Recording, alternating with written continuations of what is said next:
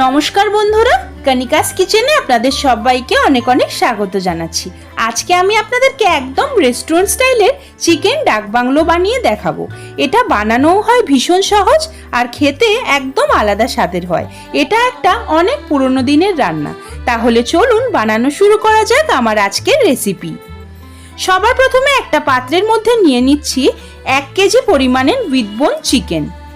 চিকেনটাকে খুব ভালো করে ধুয়ে পরিষ্কার করে নিয়েছি আর চিকেনের পিসগুলো একটু বড় বড় সাইজের নিয়েছি। এখন সবার প্রথমে দিয়ে দিচ্ছি স্বাদ অনুসারে লবণ।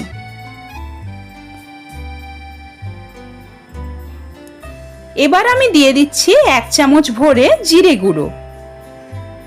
এরপর দিচ্ছি 1 চামচ ভরে ধনে গুঁড়ো। 1.5 চা চামচ দিয়ে দিচ্ছি হলুদ গুঁড়ো।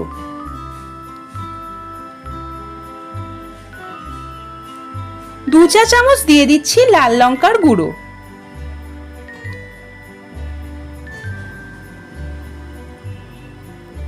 3 চামচ দিয়ে দিচ্ছি টক দই।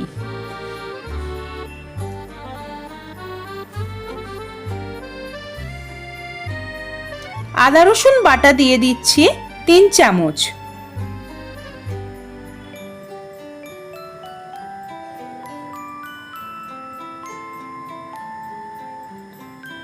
সরষের তেল দিয়ে দিচ্ছি 1 টেবিল চামচ পরিমাণে। সবশেষে দিয়ে দিচ্ছি 1 চামচ চিনি।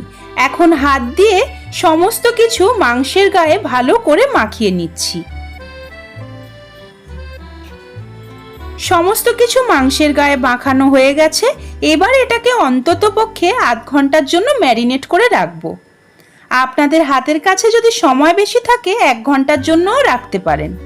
এখন আমি একটা গরম কড়াইতে দিয়ে দিচ্ছি কয়েকটা শুকনো লঙ্কা, অল্প একটু দারচিনি, অল্প একটু জয়িত্রী, 4টে ছোট এলাচ। এলাচগুলোকে আমি ফাটিয়ে দিইনি, এমনি গোটা গোটাই দিয়েছি। অল্প একটু দিয়ে দিয়েছি গোলমরিচ। 1.5 চামচ দিয়ে দিচ্ছি গোটা ধনে। 1.5 চামচ দিয়ে দিচ্ছি গোটা জিরে।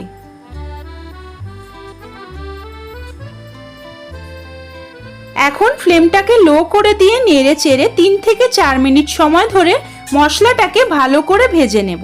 মশলা কিন্তু পুড়িয়ে ফেলা যাবে না। হালকা ভাজা হয়ে গেলেই মশলা থেকে সুন্দর গন্ধ বেরোতে শুরু করলে গ্যাসের ফ্লেমটা অফ করে দেব। এবার মশলাগুলোকে খুব ভালো করে ঠান্ডা করে নিয়ে একটা মিক্সার গ্রাইন্ডার জারের মধ্যে ভরে নিচ্ছি। এবার এগুলোকে একদম মিহি পাউডার তৈরি করে নেব।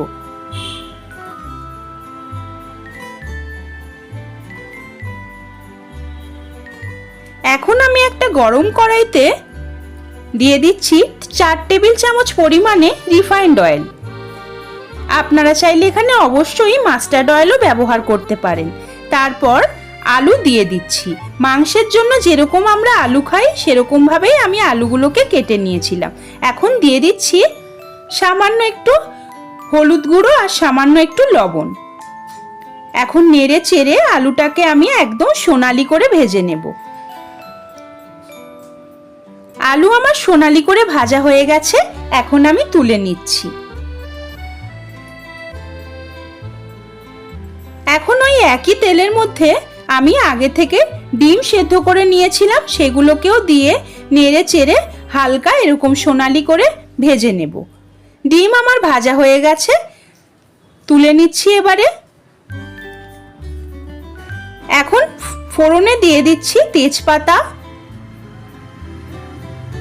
2টো এলাচ। এলাচটা আমি ফাটিয়ে দিয়েছি।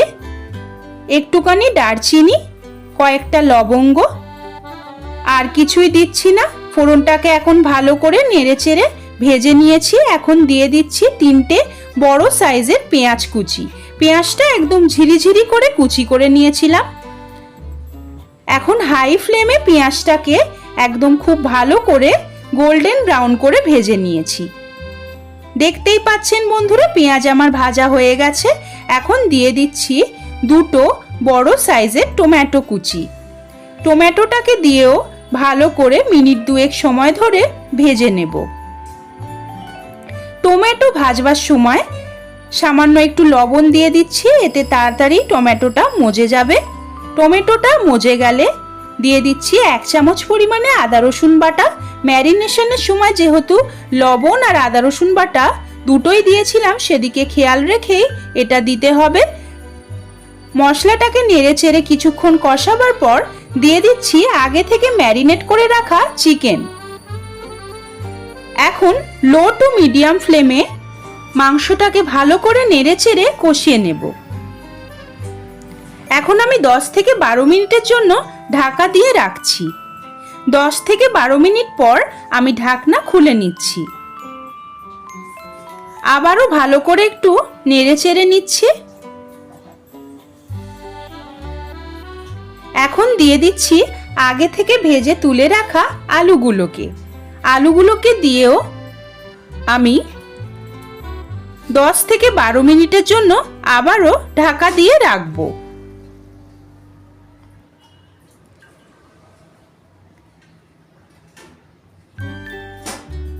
12 মিনিট পর আমি ঢাকনা খুলে নিচ্ছি। 12 মিনিট পর আমি ঢাকনাটা খুলে আবারও চিকেনটাকে ভালো করে নাড়াচাড়া করে নিচ্ছি। এখন দিয়ে দিচ্ছি আগে থেকে যে ভাজা মশলাটা আমরা বানিয়ে রেখেছিলাম সেইটা। 1.5 চামচ পরিমাণে ভাজা মশলা আমি দিয়ে দিয়েছি। এখন মশলার সঙ্গেও চিকেনটাকে নেড়ে চেড়ে ভালো করে মিশিয়ে নিচ্ছি। মশলার সঙ্গে চিকেন মেশাবার পর আবারও আমি 6 থেকে 7 মিনিটের জন্য ঢাকা দিয়ে রাখছি। 6 থেকে 7 মিনিট পর ঢাকনা খুলে নিচ্ছি। ঢাকনা খোলার পর আবারও ভালো করে নেড়ে চেড়ে নিচ্ছি।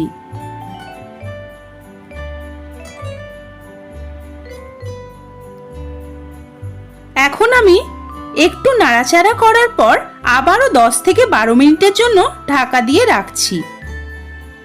ফ্লেম কিন্তু মিডিয়ামেই রাখতে হবে। এটাকে মিডিয়াম ফ্লেমে রান্না করলে স্বাদ অনেক গুণ বেশি হয়।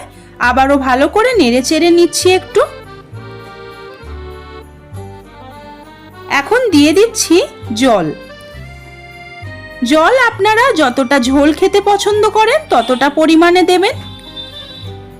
জলটা দিয়েও ভালো করে নেড়ে চেড়ে 7 থেকে 8 মিনিটের জন্য আমি ঢাকা দিয়ে রাখছি।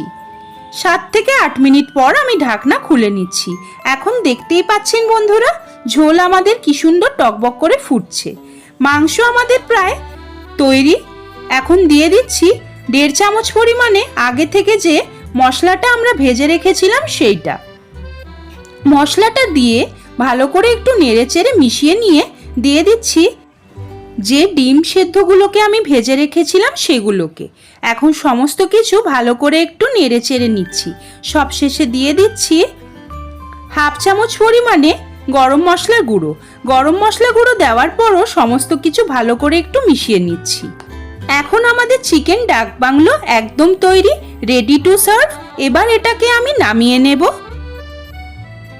গরম ভাতের সঙ্গে এটা খেতে জাস্ট ফাটাফাটি লাগে। একবার আপনারা এইভাবে বানিয়ে আমাকে কমেন্ট করে জানাবেন যে আপনাদের কেমন লাগলো। ভালো লাগলে একটি লাইক করার অনুরোধ রইল। আমার চ্যানেলকে সাবস্ক্রাইব করে আমার পাশে থাকবেন। আমার এই ভিডিওটিকে বন্ধুদের মাঝে বেশি বেশি করে শেয়ার করবেন। আজকের মতন এই পর্যন্তই। আবারও হাজির হয়ে যাব নতুন কোনো রান্নার রেসিপি নিয়ে। সেই পর্যন্ত আপনারা সবাই খুব ভালো থাকবেন ও সুস্থ থাকবেন।